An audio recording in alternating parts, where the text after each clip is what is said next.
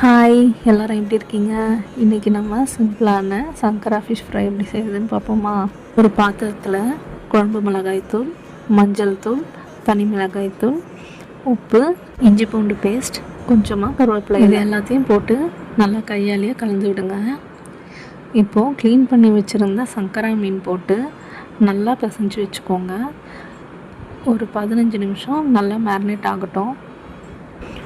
1 ஹவருக்கு மேலே மேரினேட் ஆச்சுன்னா இன்னும் சூப்பராக இருக்கும் டேஸ்ட்டு. முடிஞ்சால் 1 ஹவர் ஊற வச்சு ட்ரை பண்ணுங்கள். நல்லா மசாலா ஊறியிருக்கும். இப்போது ஒரு பேனில் எண்ணெய் சேர்த்து நம்ம மேரினேட் பண்ணி வச்சுருந்த ஃபிஷ்ஷில் ஒன்று எடுத்து போட்டு ஒரு சைடு வெந்ததும் திருப்பி போட்டு இன்னொரு சைடும் வேக விடுங்க. இப்போது செம ஃப்ளேவரான ஜூஸியான சங்கரா ஃபிஷ் ஃப்ரை ரெடி. ட்ரை பண்ணிட்டு எப்படி வந்துச்சுன்னு சொல்லுங்கள். தேங்க்ஸ் ஃபார் வாட்சிங்.